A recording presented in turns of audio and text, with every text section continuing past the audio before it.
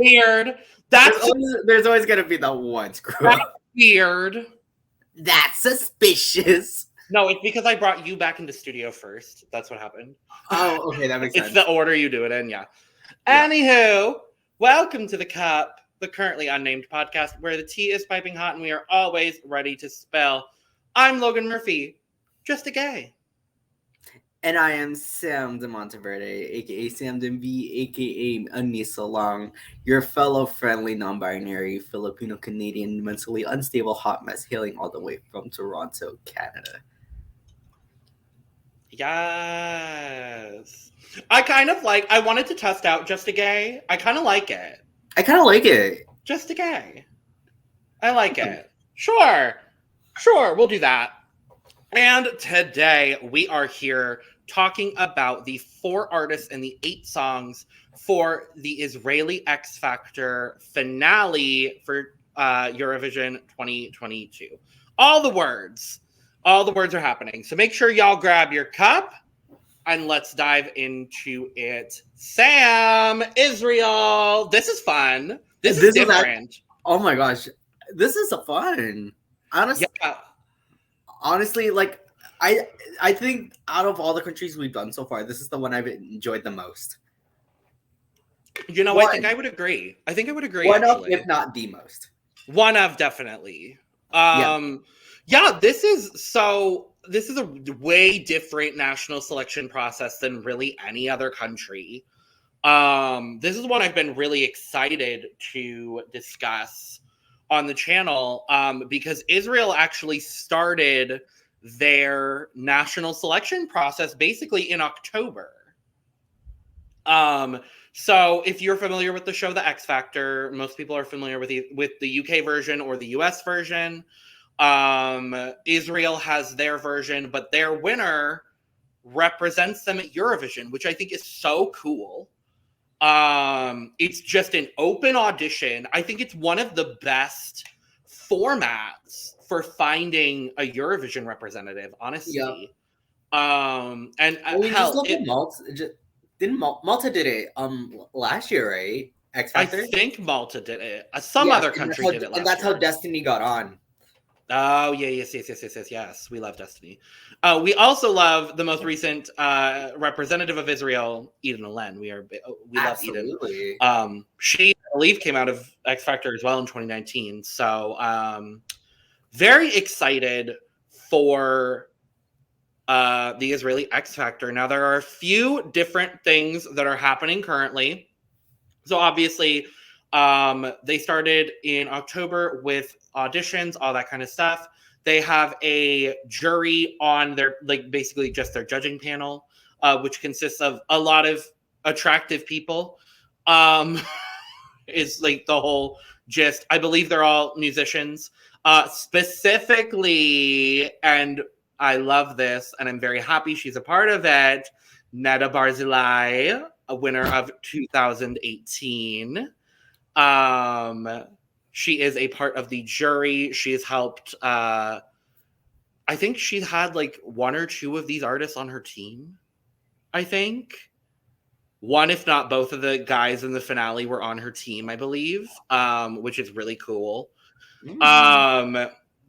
And so they selected their finalists last week.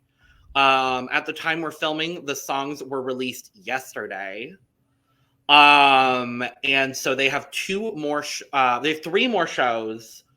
2 more shows to do before we find out who is representing. The first one is going to be on the 3rd of February. And that is Hashishalanu Le Eurovision, which is the decision on which song the artist will be performing potentially. So of the 4 artists that we're going to be discussing today, each one has 2 potential songs that were released yesterday. So in this first special on the 3rd, the public will be deciding which song between the 2 that each artist will be singing. And then on the 5th of February, it is the final. So the final is also a little bit different. From what I understand, each of the 4 finalists performs a cover first in the final, and then everybody votes. One of the 4 finalists gets eliminated at that point, and then the final 3 perform their Eurovision song, and through a series of voting, we decide who will be representing Israel at Eurovision. As far as the breakdown is concerned, the voting is 25% jury, which I believe is the panelists, I think. 25% professional committee, which seems like it's the typical jury format that we see in a lot of other national selections. And then 50% televoting. I'm into that personally. I'm really into it as well. It's a really unique and different process that I'm genuinely a big fan of. Yeah. But yes, so we're going to be diving into 4 artists, 8 songs today. Not a whole lot to discuss, but also a whole lot to discuss because this is definitely one of the strongest selections of songs we have talked about, by far. At least in my opinion. I don't know about you. I thought this was a solid set. I think this easily like stands out to me as like a set as a whole. I think this was a very strong set, and yeah, I'm not sure if I mentioned this like earlier in the podcast or if I mentioned this off camera, but this is one of, if not the set that I enjoyed listening to the most. Right. Out of all the countries we have gone through today. Not today. We have all the countries we have gone through within the past few in months. Our journey, in our Eurovision journey. I hate that word, but it's correct here. Our first experience into the foray of the national selection season. Let's say that. AKA our journey. So yes, Sam, shall we just dive into it? Let's get into it. Fabulous. We're going to be going in alphabetical order because if y'all have seen one of our videos before, that's what we do. Even though we listen to it, I personally listen to it in whatever order I get shown. I listen to them alphabetically sometimes. So, well, there you go. Yes. First up, we're going to be discussing Eli Huli. And his first song that we're going to be discussing is Blinded Dreamers. Now, this is one of the... So there were a few clips that were posted from the X Factor that I watched prior to the songs getting released. This was one that I was very, very interested in because I believe it was like his final performance before they decided the 4 finalists. He sang an acoustic, stripped down ballad version of Netta's Toy. Interesting. It was hauntingly beautiful. Unfortunately, neither one of these songs honestly really live up to that performance and other performances of his that I've seen from the X Factor. This song, though, I do like. Yeah. So I'm definitely going to have like a whole different aspect on it, a perspective on these songs because I didn't see their journeys, quote unquote. I didn't see their progress. I didn't see like the season. I didn't see everything that they did for the year. So I'm just basing my opinions based on the songs alone and what I like / don't like about them. So this was Eli Huli was the first artist I started out with. And this was actually the very first song that I listened to. Me too. And I think for a start, I thought it was great. Yeah, no, I really enjoyed it. I think Eli has an amazing voice that could do really well in Eurovision. So I'm gonna go through my notes real quick, like I always do. So I enjoyed the for some reason the very beginning of it like gave me like whimsical, and I was kind of into it. Sure. I love his tone. I love the strings that were used in terms of like the orchestration. I enjoy the vibe. I love the dynamics. Although I will say, as much as I do love the orchestration and the instrumentation going on in the background, there was a lot of it that I kind of drowned out his voice. A little bit, yeah. There were a few song mixing issues throughout all of these songs, honestly. I think for me, I heard it the most with Blinded Dreamers. And I think it would be in good need for a revamp. Yes. I mean, we saw with Eden Alen, like, her situation was a little bit different, but, like, she fully had a different song when Set Me Free came out, originally. Yep. The original version was fine, but once they took a look at the song and revamped it and made it hers, it was so much better. Oh, absolutely. And I think they could really do that with this song specifically. I love the almost, I wrote like soft rock meets electro pop.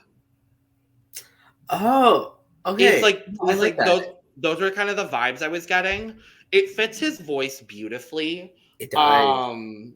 There were a couple like musical effects that made it more than just a typical like soft rock sort of song. But I liked it. I really enjoyed this song. So normally we'd move on to talking about a different artist, but it's the same artist. Or it's Eli again. This time with the song Nostalgia. And I will go ahead and say this is my preferred favorite between the two. This is also my preferred favorite between the Fabulous. two. I feel like this song feels more personal to him.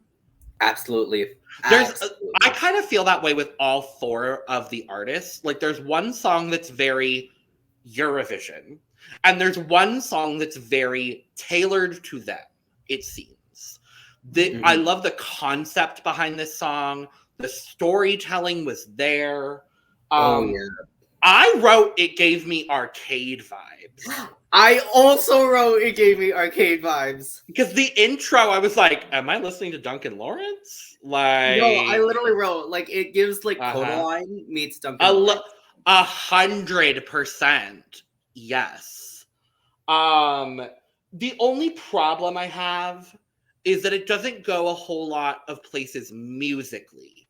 His range is good, but the instrumentation behind it doesn't go a whole lot of places for me. But nevertheless, I do like it. For me, I was able to find everywhere it went. Because I did know, like, there was the key change, which I kind of was living for. And I know, like, pretty late into the song, though. I wished it was earlier into the song. There was the climax, and then it transitioned back into the chorus, and I was really into that. I really loved that moment. No, I think it was there. This is definitely my preferred one out of the two.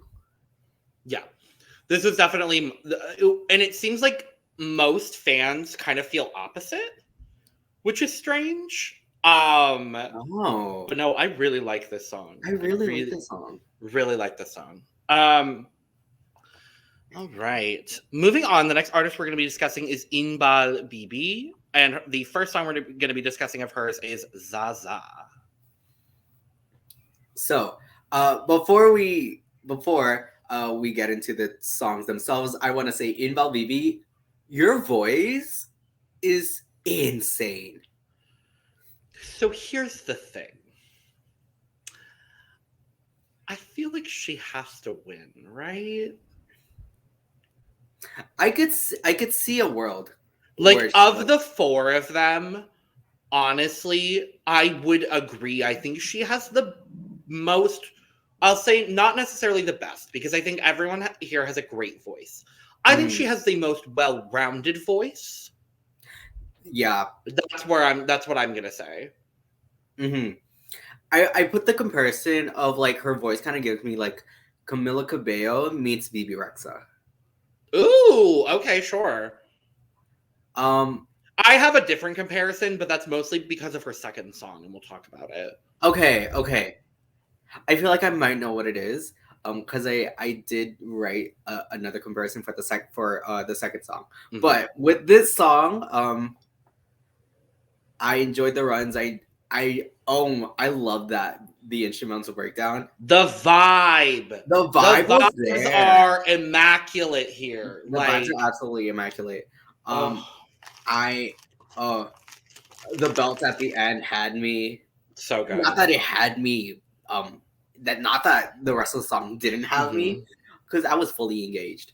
Although I will say the part where the title is sung and then there's like a little like chant kind of thing. I don't know how to feel about that one, because it does give me very much I Love El Diablo, but like a little, but I do like it. It gives like it kind of gives in a way gives me Fekker Libi, which original Eurovision song. It gives me a little bit of Fekker Libi, which I've had stuck in my head for the last 3 days. Me too. Fekker Libi. That song is so good. Copyright. Anyways, not that we're gonna what did I write? Her voice is incredible. That's a given. I'm into this. Yeah, I really like the post-chorus chanting. I really like that personally. But yeah, I think this is an incredibly good song. Very that. So next up, we're going to be discussing her other song, which is Marionette. And I will go ahead and say this is the song I prefer. This is also the song I prefer. This is a Eurovision winner waiting to happen. Point blank, period. I'm going to agree with that too. Point blank, period. When we were talking about comparisons, so this nearly gave me Attention by Ulrike. That is not the comparison I made, but absolutely I would agree with you. Yeah, and I am all for it. And I mean that, yeah. I mean that in the best way possible, because Attention is a great song. I'm just going to go ahead and spoil it. This is my favorite. This is absolutely my favorite song. If the Israeli public does not choose this song, I will be incredibly upset. And honestly, at this point, I'm kind of like, if they don't pick her, I'm going to be pissed. Yeah. And I will support whoever else they pick. But this is the song for me. I went immediately, this gave me Demi Lovato. Like some of their early discography. I do get a bit of like Heart Attack. I was gonna say Heart Attack. Heart Attack with a lower tempo. That's what it gave me. Yeah. This is another. For it. So I think her on this song is phenomenal and beautiful and amazing. The issue I had is actually with the sound mixing, because in the chorus specifically, when she goes into her higher register for like the Marionette part, you can barely hear what she's saying. Oh, okay. And I think in a live performance, I think it's all going to be that's like, gonna be fine when it's live. Well, no, I think it's gonna be fine because I think they will have fixed it in the live version. Okay. Because if the instrumentation is drowning her out in rehearsals, she's gonna say so, or someone's gonna say so. So I'm not all that worried for it when it comes to the live performance. Yeah. But I also think between the two songs, Marionette kind of showcases her the best. Absolutely. Like, it shows literally everything she's capable of. You can tell in this song that she's putting everything in the kitchen sink. I don't know if did I get that saying right? Is it kitchen sink or kitchen table? It's kitchen sink, yeah. It's kitchen sink. It is kitchen sink. But yes. She's throwing everything in the kitchen sink into this. I agree. Absolutely. Yes. No, it's all there for me. Like, I don't even think this needs a revamp beyond turning down the instrumentation in the chorus when she goes high. That's all I need. Yes. Otherwise, I stand behind it. If this wins, This might come for Ranella. I'm gonna be very honest. I could see it coming for Ranella. I could easily see this coming for Ranella. I'm scared saying that. Oh no. Well, we also don't know what the revamp to Secret is gonna be yet. We've heard snippets. Miss Ranella Hayati, I swear to God. That's a conversation for another day when we just do a Eurovision roundtable of all the things. Oh, Eurovision 2022 is going to be a bloodbath. What semi-final are they in? That's where it's Wait, what semi are they in? I don't remember. I'm looking it up right now. They're in semifinal 2. Fabulous. Together? No, Ranella is in semifinal 1.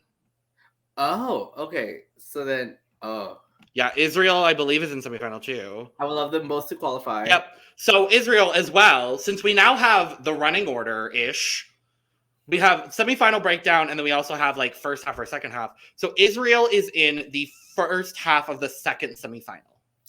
Interesting. Okay. So they're in the same half. The only other artist we know in that half of the semifinal is Circus Marcus from Georgia. Okay. And then overall, Israel will also be competing against Belgium, We Are Domi from Czech Republic, and Vladana. So, for some context, because now we can include that in these. We forgot to with our North Macedonia video. Go check it out. It dropped yesterday. But it was announced recently. So yeah, so now we can add that. Hey, cool. Yes. I love that. But yes, this is point blank. This is my 12 points for today. We'll talk about it later, but this is my winner. Point blank. No, this is definitely up there for me. Leaps and bounds for me above any other song. So good luck, Inbal, and the rest of you. I will support whoever wins, but this better win. Please. All right. Next up, we're going to be discussing Michael Ben David. The first song of his is going to be Don't. Now, we have a soft spot here for Mr. Michael Ben Davis because, so automatically I'm rooting for him. However, this is the one song out of the 8 that I don't care for. Unfortunately, I'm gonna agree with this. This is my perfectly inoffensive award. Yeah, he sounds great in it. It's just he sounds amazing. I made a comparison because us in our Q's, the Currently Unnamed Eurovision segment series. Thank you. Yep. We can never have it without a comparison to another person. So my comparison to Michael Ben David is Matt Bloyd. Oh, yeah. Yeah. And I am all for it because Matt Bloyd is an amazing singer as well. That being said, with this song, I'm not too crazy about the climax at the end.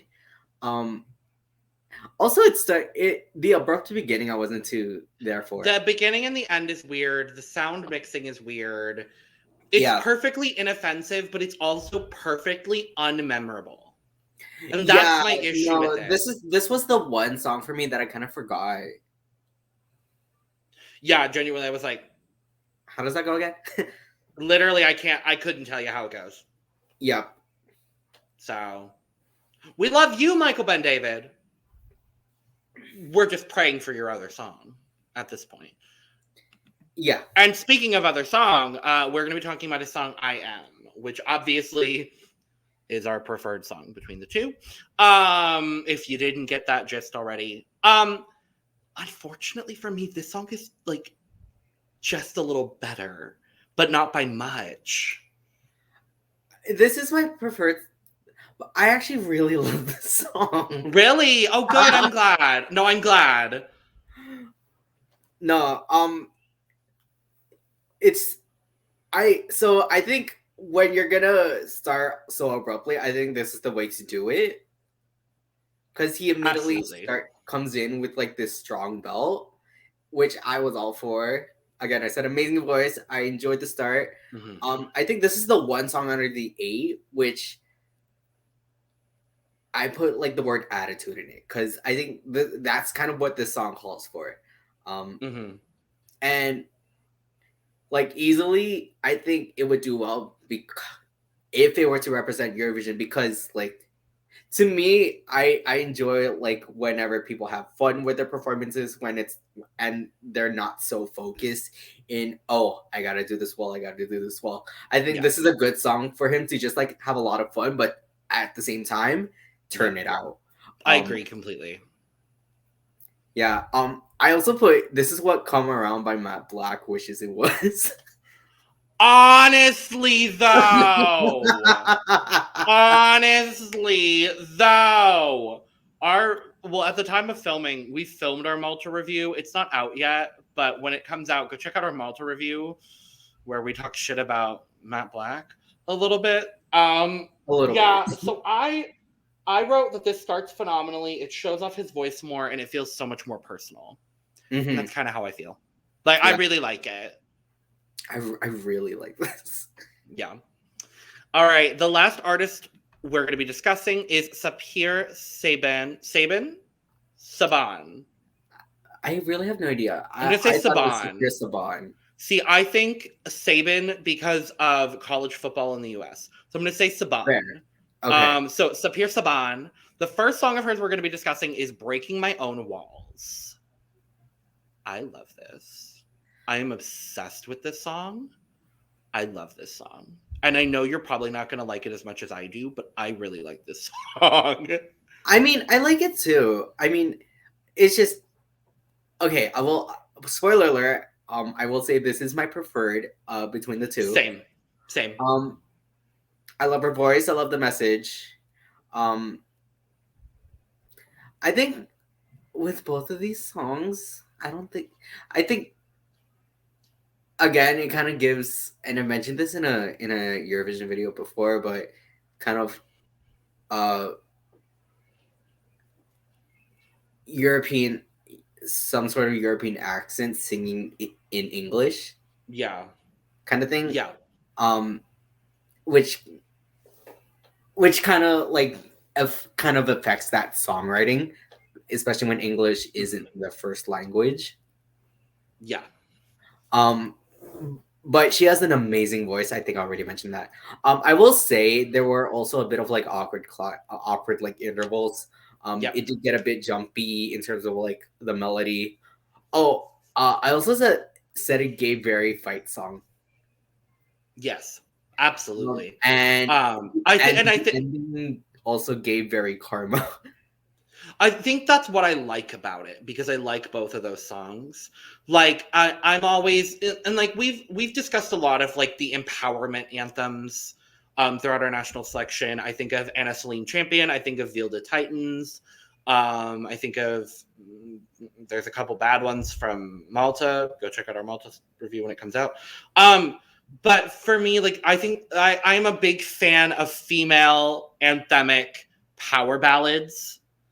And this is one of them for me. The song doesn't go a whole lot of places musically, but she does with her voice. And I think it balances so perfectly, where the melody is just there to sustain her voice, and so she's not singing a cappella, honestly. I didn't dislike the music. There are some tweaks that can be made, obviously. But her voice is just spectacular. Absolutely. Yes. And the last song we're going to be discussing is Sapir Saban, again with the song Head Up. I'll start and say, please tone back on the auto-tune. Please. Yes, please. Because that was the first thing I ended up hearing listening to this. A lot of auto-tune was on this. And it just took away from like how great her voice is. Yeah. I also put that, oddly, this is the one song that I'm kind of able to hear that like Israeli like influence kind of thing. It was It's this. the music It was culture in yeah. Israel. It was I very much this and ZaZa for me were the two that I was like, okay, culturally, yeah, sure.